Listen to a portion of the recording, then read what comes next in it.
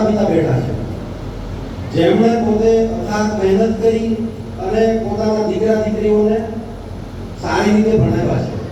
પોતાના જોડે આર્થિક સગવડ નહીં હોય છતાં પણ પેટે પાટા બાંધી અને પોતાના દીકરા દીકરી 12 ધોરણ સુધીનો બેસણિયા કરી અને ઊંચો. રાધનપુરમાં પ્રજાપતિ સમાજનો પ્રેરણાદાયી સમારોહ, નવનિયુક્ત સરકારી કર્મચારીનું ભવ્ય સન્માન. રાધનપુરમાં આજે પ્રજાપતિ સમાજ માટે ગૌરવ અને પ્રેરણાનો અનોખો ક્ષણ સર્જાયો. શ્રી પ્રજાપતિ યુવા સંગઠન દ્વારા 8 પરગણા ગુર્જર પ્રજાપતિ સમાજના નવનિયુક્ત સરકારી કર્મચારીઓ અને અધિકારીશ્રીઓના સન્માન માટે ભવ્ય કાર્યક્રમનું આયોજન. બાબર રોડ સ્થિત પ્રજાપતિ સંકુલ સમાજની એકતા, શિક્ષા અને યુવા શક્તિના રંગે રંગાયું. કાર્યક્રમની શરૂઆત ભગવાન શ્રી ગણેશજીની વંદના, ભગવાન દક્ષ પ્રજાપતિના દીપ પ્રાગટ્ય સાથે કરવામાં આવી. સમારોહના અધ્યક્ષ તરીકે સમાજના આગેવાન રસિકભાઈ નાનજીભાઈ પ્રજાપતિ, ઉદ્ઘાટન પાટણ એલસીબી પીઆઈ શ્રી રાકેશભાઈ જી ઉનાગરના હસ્તે કરવામાં આવ્યું. સમાજના યુવાનો જ્યારે સરકારી સેવા ક્ષેત્રે નવી સિદ્ધિઓ પ્રાપ્ત કરી રહ્યા છે, ત્યારે સમગ્ર સમાજમાં ગૌરવની લાગણી જોવા મળી હતી. નવનિયુક્ત અધિકારીઓ અને કર્મચારીઓનું સાલ, મોમેન્ટો અને પુષ્પગુચ્છ આપી ભવ્ય સન્માન કરવામાં આવ્યું. કાર્યક્રમ દરમિયાન રાકેશભાઈ ઉનાગર સાહેબે જણાવ્યું કે શિક્ષા અને સંઘર્ષ દ્વારા સમાજનો યુવાન આજે નવી ઓળખ બનાવી રહ્યો છે, જે આવનારી પેઢી માટે પ્રેરણારૂપ છે. સમારોહમાં ખાસ કરી યુવાનોને સ્પર્ધાત્મક પરીક્ષાઓ તરફ પ્રોત્સાહિત કરવા, શિક્ષાનું મહત્વ સમજાવવા અને સમાજમાં સંગઠનની શક્તિ વધારવા ઉપર ભાર મૂકવામાં આવ્યો. મોટી સંખ્યામાં ઉપસ્થિત સમાજજનોએ તાળીઓના ગડગડાટ વચ્ચે યુવાનોનો ઉત્સાહભેર વધામણું કર્યું. કાર્યક્રમનું સંચાલન doctor professor Suresh N Oza દ્વારા કરવામાં આવ્યું હતું. સમગ્ર આયોજનમાં શ્રી પ્રજાપતિ યુવા સંગઠન રાધનપુરના પ્રમુખ પિનાકિન પ્રજાપતિ, ઉપપ્રમુખ કલ્પેશભાઈ ચમનભાઈ પ્રજાપતિ અને મંત્રી વાસુભાઈ જે પ્રજાપતિ સહિત સમગ્ર યુવા સંગઠન ટીમે ભારે જહેમત ઉઠાવી હતી, જે કારણે સમગ્ર કાર્યક્રમ યાદગાર અને પ્રેરણાદાયી બન્યો અને શિક્ષણથી સમાજનું ગૌરવ વધ્યું તેવું એક દ્રશ્ય સમાજને બતાવ્યું હતું. વધુ અપડેટ્સ માટે જોડાયેલા રહો એજીપી ન્યૂઝ ઇન્ડિયા સાથે. પ્રજાપતિ યુવા સંગઠન મારફત આમ તો 2007થી આ શૈક્ષણિક સંકુલ સમાજ મારફત બનાવ્યું. અવનવા કાર્યક્રમો કરવામાં પણ આવ્યા, પણ વિચારણા હતી કે યાદગીરી વારંવાર કરવામાં આવી, પણ આનો અમલ થયો નહીં.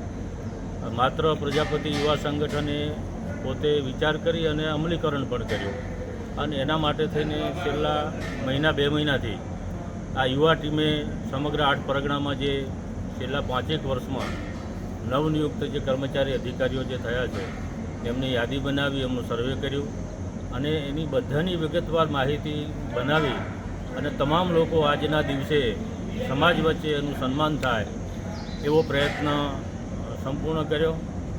બધા લોકોએ હાજરી આપી, સમાજના આગેવાનો પણ હાજર રહ્યા, યુવા સંગઠને પોતાની તાકાતથી કામ કર્યું અને અધિકારી કર્મચારી પણ ઉત્સાહથી હાજર રહ્યા અને સમગ્ર કાર્યક્રમ આવી રીતના એક સંપન્ન થયો. એ બધા જ અધિકારી અને કર્મચારીને પોતાને કામ આવે એવી રીતે વસ્તુ આપીને મોમેન્ટો આપી અને એમનું સન્માન કર્યું.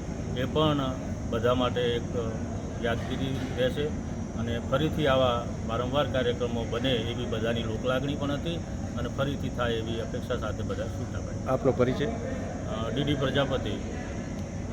શ્રી પ્રજાપતિ યુવા સંગઠન રાધનપુર દ્વારા એક ભવ્યાતિ ભવ્ય સરસ કાર્યક્રમ થયો અને આ કાર્યક્રમ એક પ્રજાપતિ સમાજની પહેલે એવું નહીં, પરંતુ 18 આલામાં એક આમાંથી એક નવી લાગણી અને એક નવી દિશા મળે એવા પ્રકારનો ભવ્ય કાર્યક્રમ થયો છે. અને આ કાર્યક્રમમાં સમાજ ઉત્સાહભેર હાજર રહ્યો અને નવનિયુક્ત અધિકારી કર્મચારીઓ પણ ખૂબ ઉત્સાહભેર હાજર રહ્યા છે.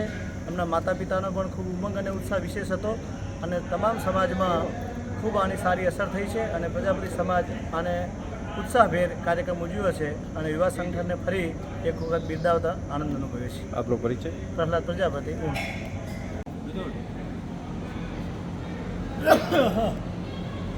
આજરોજ રાધનપુર પ્રજાપતિ સંકુલ ખાતે શ્રી 8 પરગણા ગુર્જર પ્રજાપતિ સમાજનો નવનિયુક્ત સરકારી કર્મચારીઓ તથા અધિકારીઓનો સન્માન સમારોહ યોજાઈ ગયો, જેમાં કુલ 103 સરકારી કર્મચારીઓ જે 2021થી 2026 સુધી જે અલગ અલગ વિભાગોમાં ભરતી થયેલ તેઓનું પ્રજાપતિ યુવા સંગઠન દ્વારા સન્માન સમારોહ રાખવામાં આવેલ. અને આ સન્માન સમારોહનો હેતુ નવનિયુક્ત સરકારી કર્મચારીઓ આ કાર્યક્રમ દ્વારા સમાજ સંગઠિત બને અને એકબીજાથી પરિચિત થાય અને એકબીજાને મદદરૂપ થઈ શકે તેવા શુભ હેતુથી આજરોજ અમારા યુવા પ્રમુખ શ્રી પિનાકીનભાઈ પ્રજાપતિ અને મંત્રી વાસુભાઈ પ્રજાપતિના સાનિધ્યમાં ભવ્ય કાર્યક્રમનું આજે સમાપન થયું.